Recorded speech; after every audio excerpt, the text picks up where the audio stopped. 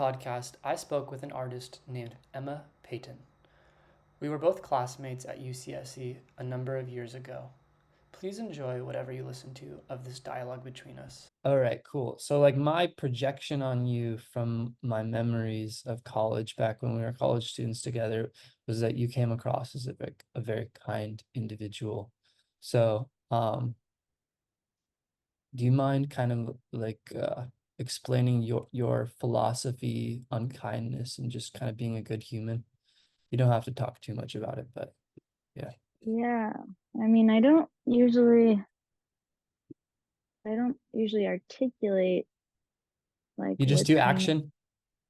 Is I that kind don't I I don't know. I guess it's just you just it's do it? easy. It's easy to be kind, I think. Um yeah, I don't normally like philosophize on it, but I think there's a lot of great things and people in the world, and when you are aware of that, it's just easy to like celebrate life and be kind to people and yeah. Do you actively make an effort to think of the good qualities in other people, or does that kind of just naturally arise involuntarily within your mind, or a I little bit of both?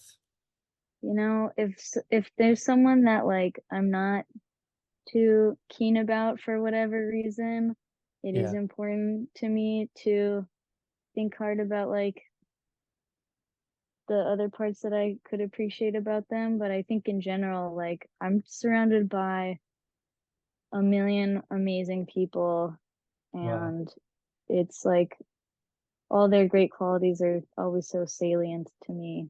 And yeah. Mm. That's rad. Cool. All right. So then let's talk about art. So when I'm checking out your Instagram, I'm seeing like a lot of different stuff. It looks like there's quite a bit of embroidered stuff going on. There's some what looks like maybe stickers. It looks like you're working with pens, Yeah. markers, even maybe paper mache at sometimes. Are you using block prints sometimes? Is that right? Or no? A little bit. I've like done some block print stamp stuff. Um, I'm not like great at it. And I've mostly just been using like screen print ink because I got us a screen printing kit, but we like failed at using it and we just have all this ink and stuff. Um, and I'm not too with the prints or the stamp stuff, like I don't know. I get a little I'm a very impatient artist Oh and like yeah.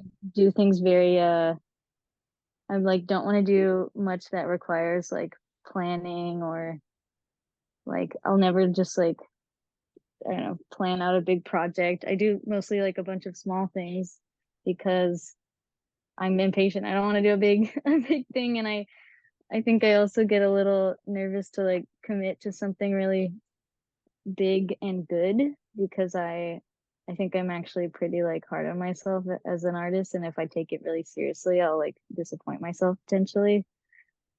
So Um, your own expectations can like hurt you in the long run. Is that kind of what you're implicating?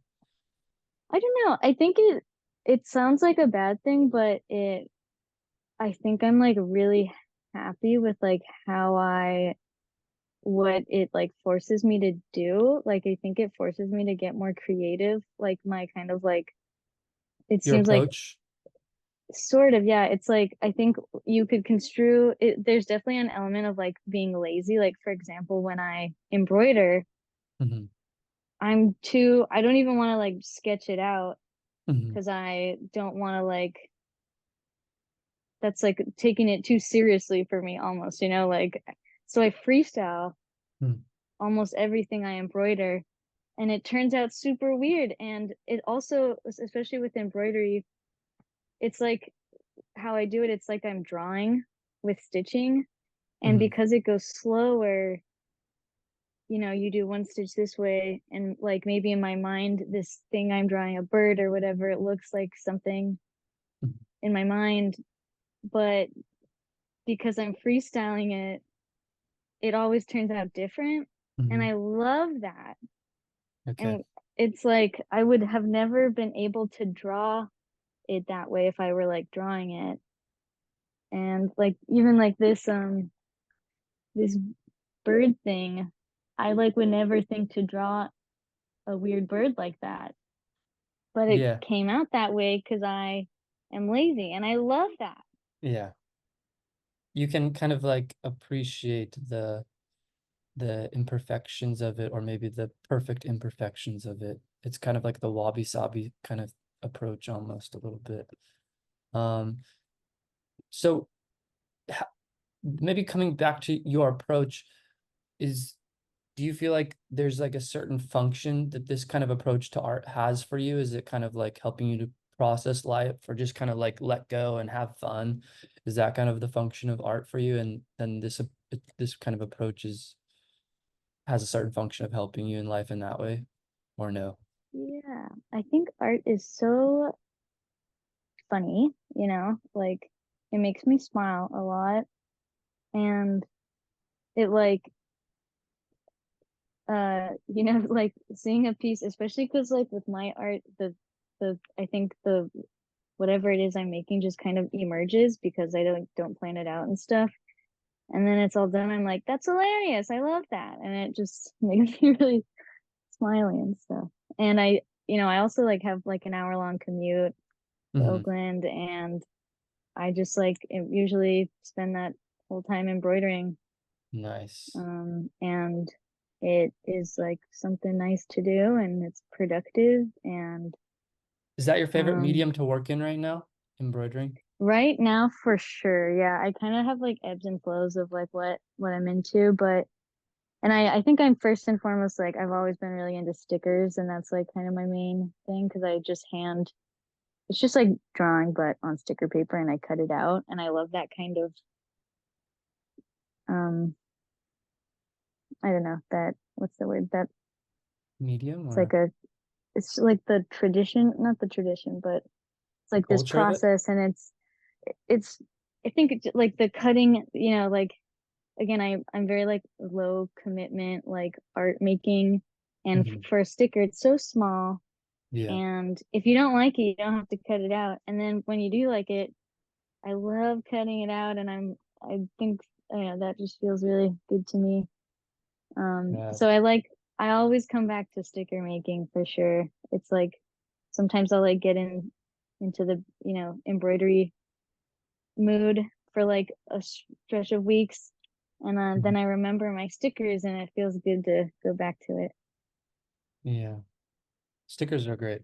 They're they're fun to see all over human culture, whether it's under someone's skateboard or scooter or on their bike or on a wall or on a telephone pole. It's just it's for me, it's always, I love like walking around cities wherever I am on the earth, just like looking for little street art or looking at little stickers on people's cars or on a Yeah. wall, yeah, or in a It cafe really like on a it means a lot to me when my friends will like they'll like see my tag or my stickers or something around the yeah, city yeah, yeah, that yeah, like makes my day. totally. I love seeing that kind of stuff all over the city, just like these little expressions of different humans and what they're going through and their little contributions. Yeah, it's not even about the size. It's like it's a contribution of some way or another, and it's just kind of, it sparks little bits of inspiration. It could be so like tiny, but then like it could definitely be uplifting Yeah. in that moment. All right, so Yeah. let's maybe, oh, go ahead. No, that's okay. No, okay. Let's talk about like what you are making art of, or what your topic or subjects are. It seems like I'm seeing like a lot of birds going on. It looks like you've got some other animals, some like bird slash woman kind of mixes, and baklava. Yeah. Um, Yeah. so maybe you can talk about birds. I know there's some photos of birds on your Instagram as well. Do you have like an affinity with birds? Do birds have any kind of symbolic meaning to you or anything like that, or Yeah. not really? I mean, I know I love birds. Um,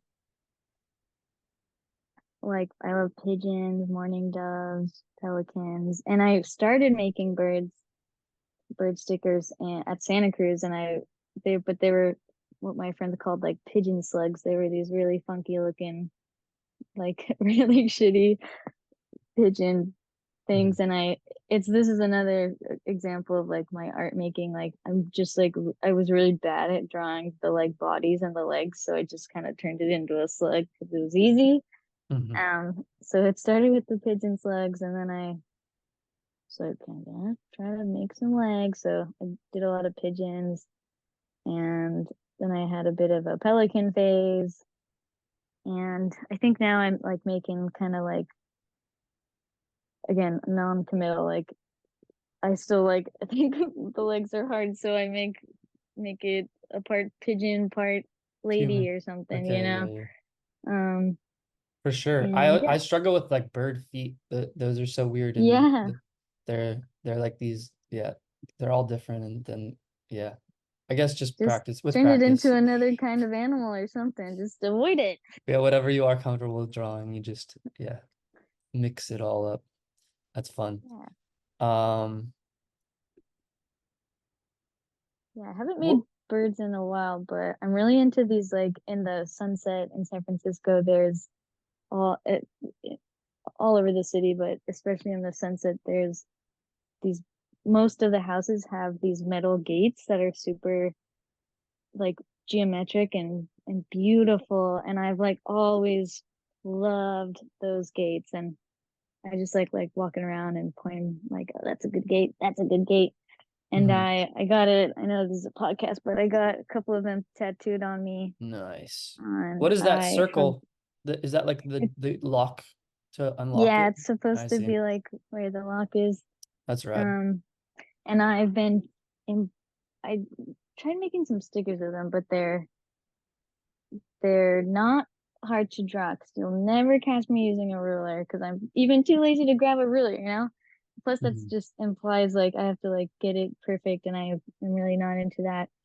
But so the sticker gates they were like whatever, but I've been embroidering them, and I've been um doing something that I've never done. This is like counter to everything that I've just said. I have been like doing something that it requires actual discipline. And I have like net I'm like discipline as a principle is like not Not your thing. very very far from me, you know. Yeah. But I've been doing this thing where and it's actually like a very traditional Japanese style of embroidering that I don't know much about, but I'm about to do some research into it, which is Mhm. also very unlike me, but I think I need to like um really Yeah. appreciate that the tradition.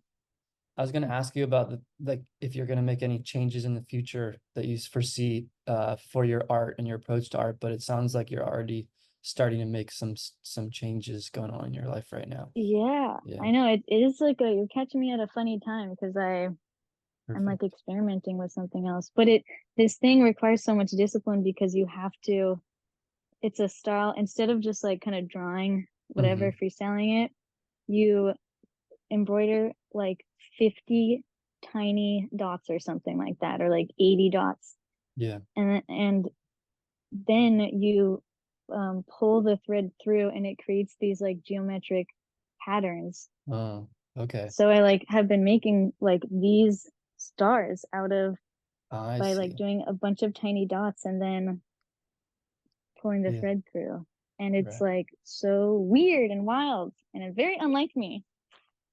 But it's also like me because I'm freestyling those dots. Uh, I'm just trying to make it like as close to a grid as possible. But, if I had, drawn the lines like a normal person, they would be like actually well placed and it would look good. But I'm yeah. not going to do that. So it's still a little wonky, just like I want it to Yeah. be. It sounds like you're a big appreciator of wonkiness, Yeah. imperfections. What in like yeah, if there was ever somebody that you were vibing with and you felt comfortable with and they were a clothing designer and they're like, "Hey Emma, can we would you be down to like do embroidering on 10 different pieces of like some kind of like design or clothing? Is that something you'd be open to at some I point? mean, I I I do a lot of like embroidery on On shirts okay. and So you're a already lot of doing all that. t-shirts, and I just like give them to whoever's closest Yeah, basically. yeah, yeah. And I like usually embroider on whatever cloth I'm using, and Yeah. I really poorly cut it out, Mhm. and then I really poorly hand sew it on. So I have a very consistent style when it comes to that. What about bags? Have you done any bags? Like Yeah, embroidering my designs on bags? I um I did a couple, and my sister has like one the bag she wears every day has like a pigeon and a baklava on it. So it's like all the good things. Do you want to talk about the baklava at all, or is it like not necessary to touch on? Oh, It's like yeah, your it's like a my mom's Armenian and my grandma, and we just make that a lot, and okay. So it's like a family it's like tradition. family tradition. It's kind of Okay. like fun to draw because it's pretty like unique looking, you know, Yeah. and like recognizable. And the it's fun to embroider because the knots you can do like the nuts are you can do French knots for, which is like a type of I don't know like any stitches or anything, but I know the French knot, like a way you Perfect. make little knots and stuff. Making it work for you. Yeah. Rad. I could Yeah. ask you more questions, but I think this might be a good place to leave off. Are you cool with that, or do you want to keep the conversation rolling? Uh it's up to you, yeah. It was nice to see you. I hope your art and life is good too. Yeah, it's definitely nice to see you as well. And my art is going well. And my life is uh it's good. It's good. It has its challenges, but there's so many things to be grateful for. And Yeah. I do complain at times, but there's no need to complain at this moment. Yeah. Yeah. But yeah, I'm also making some art and happy to be making art. Kind of can't help myself. Kind of got to keep being creative in some way or another. I think Yeah. it's just a strong tendency of mine. Mhm. Yeah. You seem like so prolific, like just the amount. It seems like you're constantly creating, which is really cool. Yeah, I think part of it is like an insecurity. Like I know I'm gonna die, and like the people that have made like pretty big, like so many people have made impacts on me. Even your art is like impacting me. There's like so much stuff that's impacting me, whether I'm conscious of it or not. Like, everything Mm, that I see is, but I think like a lot of the artists that I have been influenced by, they like their art has like uh had enough reach in the world and popularity that it got to me, mm, regardless of, you know, whether they're alive before I was alive or whatever, but like their work, it got to me. I mean, I feel like other people's work, it gets to me, but maybe I don't actually see their work ever, but it influences person A and maybe person A, B, and C, and then eventually that trickles down to me. But like I don't know. I think I envision at least some way where like my art can get to some people and then it can influence because I think like when I look at all the different artists that have like really moved me in some way or inspired me like in a pivotal way, like that's what like pushed me to like keep making art. And if those people weren't around, like I don't know. But I really like whether your art has reach or not depends on like a lot of factors and it's out of your control and you have to let go.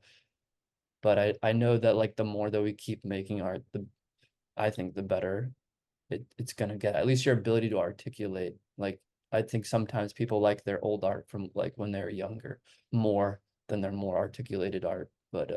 mm, But I gotta keep making art no matter what. I could change the medium, but like I think that the yearning to I don't know the yearning to going back to like birds and stuff, maybe the yearning is like a bird song, like a peacock dance to some degree. Um I don't know, it feels better than to just like lock yourself up in a room and not communicate with the world. It's like another form of expressing um Yeah. who you are, what's going on inside of your heart, how you process this human experience that you're going through, what it's like to be a person, the emotions, the thoughts, your worldview, your Mm. imagination, fears and hopes. I don't know. Probably have said more than enough. No. Yeah. Isn't Yeah. it funny? Like we can't really tell what it's like. I mean, I couldn't have imagined that I'd be making like these gates right now. Like, isn't it exciting that you don't know what your art's gonna look like, next month, next year? For sure. And I had I'm working on a piece right now. Um, and I had like a specific articulated vision in my mind's eye and my imagination of what exactly it would look like. It was like pretty detailed. And then like actually trying to like get all these little pieces that I want and to try to like get what's in my mind's eye and bring it into this physical world and use what skills and techniques I have. And like the actual thing doesn't look like it. It kind of like resembles what was in my mind's eye, but it's like it's definitely not the same thing, but it's still interesting. But trying to like Is that o- capture. is that okay, or is that like frustrating to you? I think to some degree there's some level of frustration, but I think just due to aging and probably like my Buddhist practices and my meditation practices, I like have enough awareness sometimes to be like, okay, you're like your expectations or your attachments to things being a certain way is like not gonna make you happy. So you kind of gotta let this go, Jesse, and just like accept. Yeah. But I think like your approach is inspiring me just having this conversation of like not having like a you have like a very it appears at least based on how you're communicating your approach to art is like you have a very non-attached approach and kind of like faithful trust in yourself and just like this improvised present moment uh almost meditative approach to art and like sometimes I do that, just grab a pen and just draw whatever, but then I feel like sometimes I'd like being able to clean things up and I Yeah. like to like and then like I have so much insecurities and paranoia and fear of what other people think about me that like even with like meetings if I'm doing like a presentation at school or even when I'm going into the classroom like I feel like I over prepare because I just want to like I'm so like worried about the things that could go wrong or things that could be misperceived or people's reactions or critiques and criticisms and maybe it's like my fears of other people and my inability to take criticism, um, too much pride and stuff. And then I'm like always over preparing and trying to like critique everything and make everything better so that someone doesn't say something that like hurts my sensitive heart or whatever. I Yeah. don't know. Dude, I I feel don't, that yeah, I'm also like very self-conscious and anxious and stuff, and I think that's why I know it feels good to have like with my art, I get to control, if the thing emerges, it's like you can't fail because you're not aiming for something like, if you have nothing in your mind's eye and then you make something, you can't mess it up because it was never, you know, a, a formed thing to begin with. And for you get to sure. control that. But in life, that's like not the rest of life. Yeah. So it's kind of like you're making your own kind of artificial world in that sense, kind of my approach. Yeah. Rad. So good to see you. So good to talk with you. You are a cool person, Yeah. Emma. And I really like your art. For me, of course, because I do a lot of line art, like line and color art. It's kind of like what I'm stuck in as far as my medium, whether it be digital or traditional. I love your black ballpoint drawings and your marker art probably the most, but Mm. because some of your embroidery work is pretty much line art, I definitely can appreciate and admire that. But some of your birds are really, really good. Um, yeah. definitely, I don't know, maybe you're already doing shows, but I could definitely see you doing more or someday doing a show or doing products and selling them with your art on them. Uh, If I you would ever, never. I'm like it's well, so, you could, if I, you, yeah, you could for sure. yeah, I think I like how I, it's like just for my, I make art for my friends basically. And like, I would never want to, like, someone asked me once to like draw them, like a logo for their something or other. Yeah, And I was like, I said yes to be polite, but then, it didn't work out. And I'm so glad because that made me so anxious that I would like, mess it up or it's not what they wanted. And in terms of like a show, like I don't want anyone judging my art. I yeah, want my friends will always celebrate my art, so I'm just gonna keep doing it for them.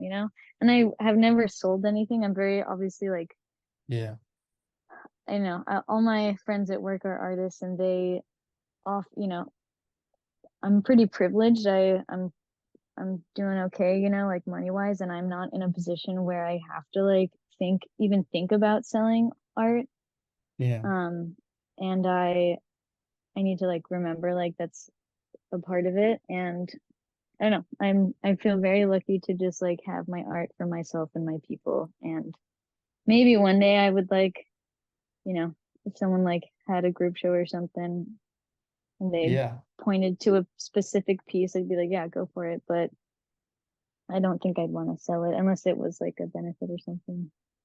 it's cool that you have some open-mindedness to potentially sharing it um outside of your community. Um, but yeah, so good to talk with you and always happy to see your art on Instagram. And Thanks. I encourage you to keep making it, and it sounds like you've got a good approach that works for you, and I like what you're making. And thank you for having this conversation with me, Emma. Thank you. Thanks for having me. And it's so good to see you. And thanks for all your art too. It really makes me think a little differently too. It makes me want to get weirder because your art's kind of weird, or the Yes, content of your art is weird. yeah, it's a bit strange. All right, Emma, I hope you have a nice night and a good upcoming week ahead of you, okay? Until next You too, time, Jesse. take good care. Okay, Bye-bye. bye. Thank you for listening to the Blue Cuboid podcast. Please have a nice day.